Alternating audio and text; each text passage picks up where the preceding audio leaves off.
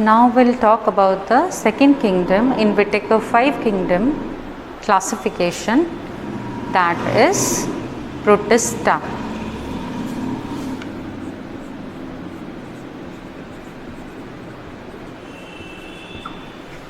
Now first we'll discuss some of the common characteristics of this kingdom Protista. The organisms which are present in this kingdom are, the boundaries of this kingdom are not well defined, because if a organism is seen by a biologist, one can name that as a photosynthetic protist and other can call that as a plant. But in this book, according to the classification, there are 4 classes of kingdom Protista, or you can say 4 phylum of this kingdom Protista, that is chrysophytes, dinoflagellates, euglenoids, slime mold, 5 classes, and protozoa, which is under Protista. Okay. Now these members of Protista are called as unicellular eukaryotic organisms. These are unicellular eukaryotic organisms. When we talked about Monera, they were unicellular prokaryotes, and the organisms which are in kingdom Protista are unicellular eukaryotic organism. They are primarily aquatic. Okay, they will be present in fresh water, marine water, but primarily they are aquatic. Okay, because their body is eukaryotic, so they will possess a nuclear membrane surrounding their nuclear material. They will have a well defined nucleus and also some of the membrane bound organelles. Okay, some will have flagella, some will have cilia, some will produce sexually, some will produce asexually, and both cell fusion, zygote formation, all these you will see in various phyla of this Protista. Okay. So as we said that there are various phyla like chrysophytes, dinoflagellates, euglenoids, slime molds, and protozoa. We'll discuss one after other.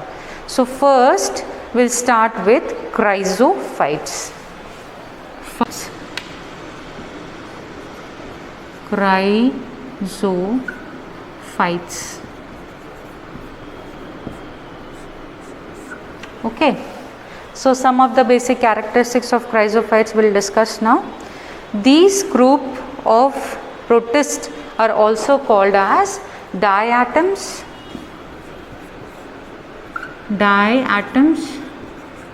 or golden algae, that is desmids. Okay. These are also called as diatoms or golden algae, that is desmids. They are found in fresh water as well as marine environment. As we saw the common characteristics of Protista, they are generally aquatic. So these chrysophytes will be present in both fresh water and marine. They are very microscopic and they float passively in the water.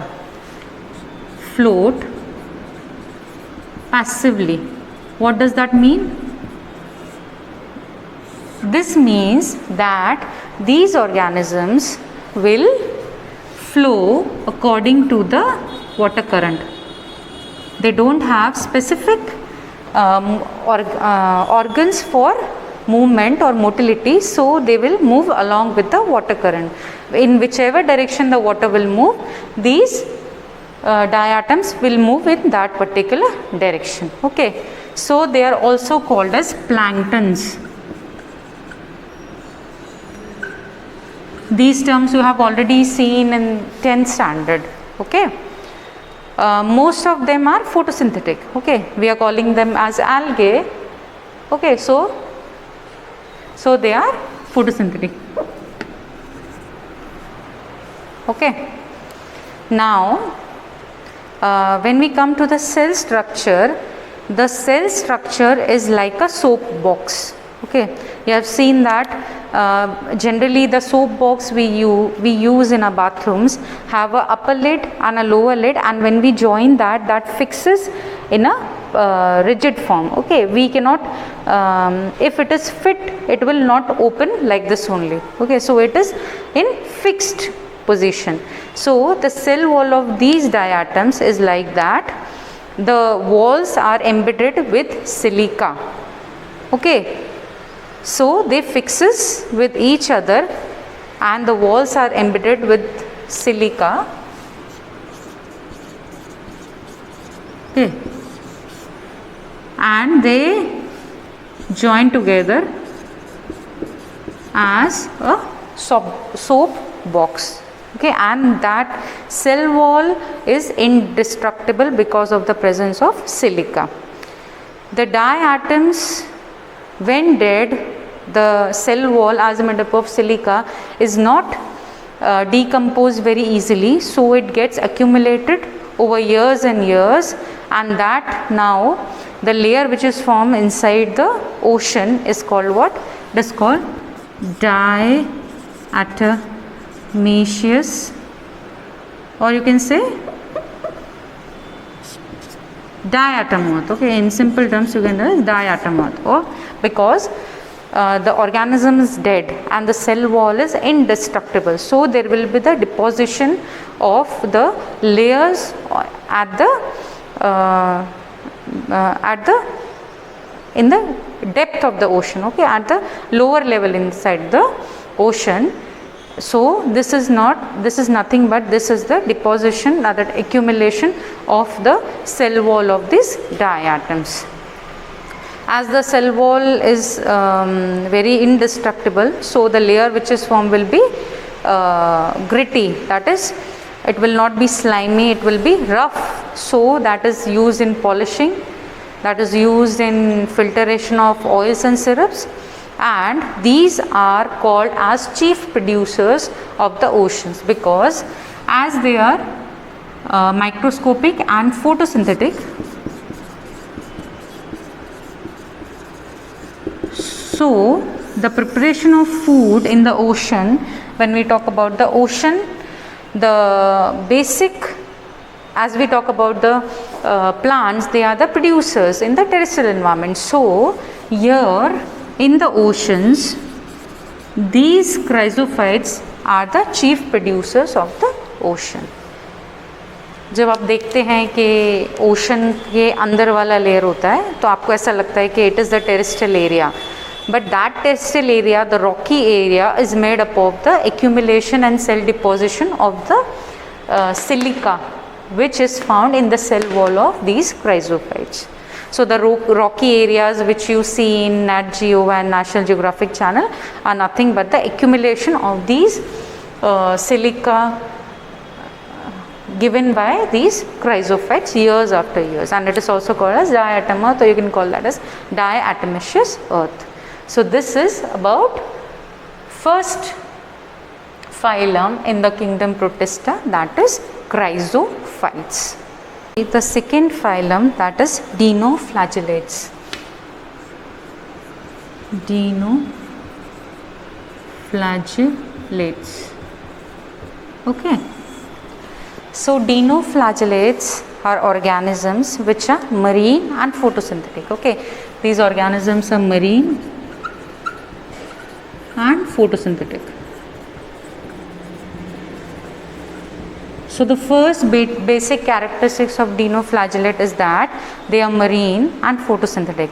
Now these dinoflagellates have special pigments in their body, and these pigments can be of various colors like yellow, green, brown, blue or red. Okay, so these dinoflagellates possess specific pigments in their body. Pigments are the color giving. Okay, so they are of yellow, brown, red, okay, and other colors like blue, green. Okay. Now the cell wall, when we talk about the cell wall of these dinoflagellates, it's made up of tough and stiff cellulose plates on the outer surface. The outer surface of these dinoflagellates is made up of what? Tough cellulose plates. Okay, the outer surface is covered with the help of stiff or tough cellulosic plates. When we talk about chrysophytes, we saw that the cell wall was embedded with the help of silica, and here the outer covering of the cell wall has a stiff cellulosic plates. Okay. Most of the dinoflagellates have two flagella. As the name suggests, dinoflagellates means there is presence of two flagella. Okay, they possess what? They possess two flagella. One is present longitudinally and other transversely. I'll show you the diagrams of these. So one flagella will be present longitudinally and other will be present transversely in a furrow which is present inside the wall plate. So wall plates will be arranged and there will be the gap between these, and so one will be the longitudinal flagella and one will be the transverse flagella, which is coming between the furrow of these wall plates. Okay. Now there are specific dinoflagellates like red dinoflagellates. Example is Goniolox. Okay, it can undergo a rapid multiplication and they make the entire sea appear red. So sometimes when there is overgrowth of this dinoflagellate, you can see that these dinoflagellates moving passively with the currents. So we'll say that red tide is coming. Sometimes when they are grown in massive amounts, there will be the production of toxin by these dinoflagellates, and they can sometimes kill many marine animals and fishes.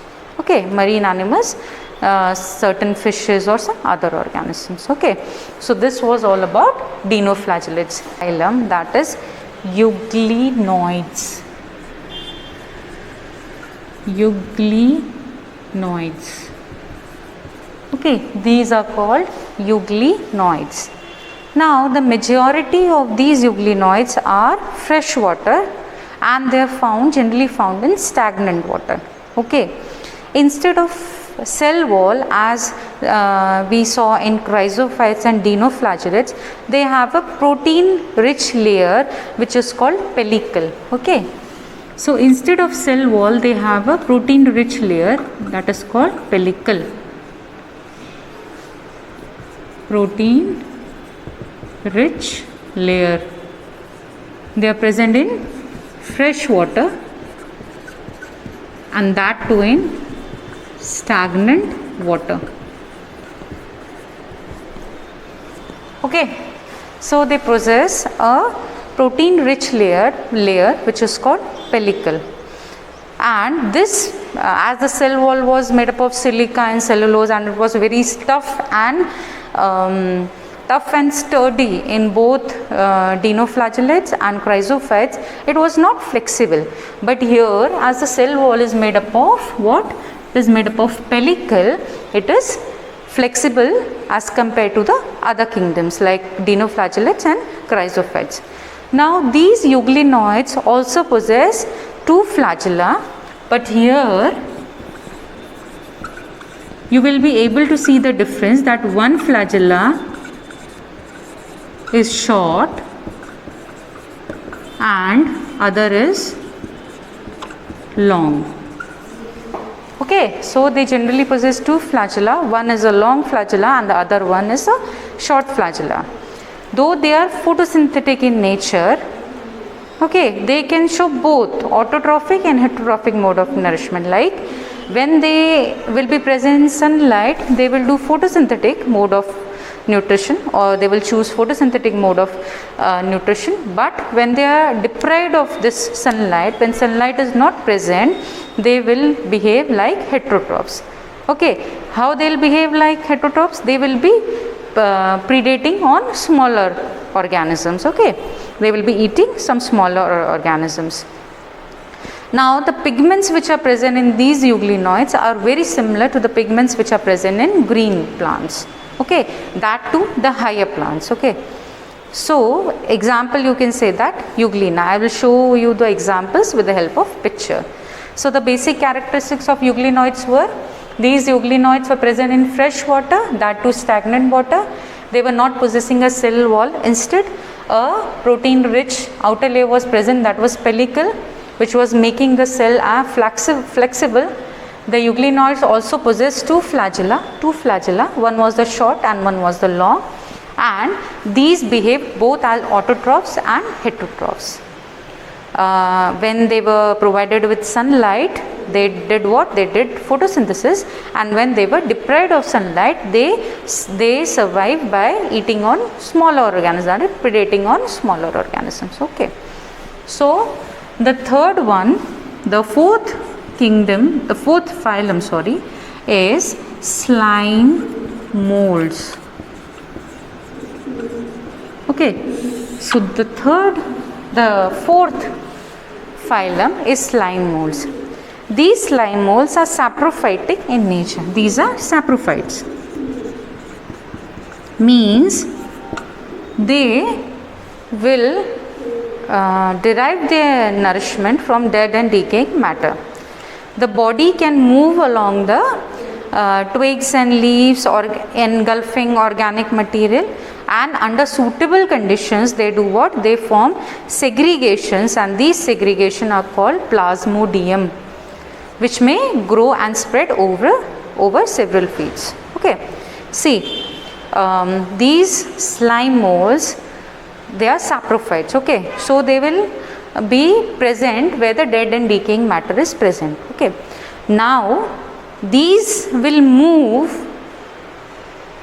in the organic matter by engulfing leaves, other organic decomposing matter, leaves, twigs, all the other organic matter which is present inside on the soil surface, and they will form aggregations, small aggregations which can grow. Okay, these aggregations will meet and they will grow, and these are called what? They are called plasmodium. The aggregations formed are called plasmodium. Okay. So the aggregations which are formed by moving and engulfing are called plasmodium. And during unfavorable condition, what it will do? The plasmodium will differentiate and form fruiting bodies. Okay, and these fruiting bodies are nothing but spores. These fruiting bodies will have spores on their tips. The spores will possess true walls, and they are extremely resistant, and they can survive many years when they are present under adverse condition. And when these spores are dispersed, and whenever they will reach a vegetative condition or the favorable condition, they will again grow into the slime molds. Okay, so they will undergo unfavorable condition, they will undergo sporulation, and again when favorable conditions are there, the sporulation will occur with the help of fruiting bodies.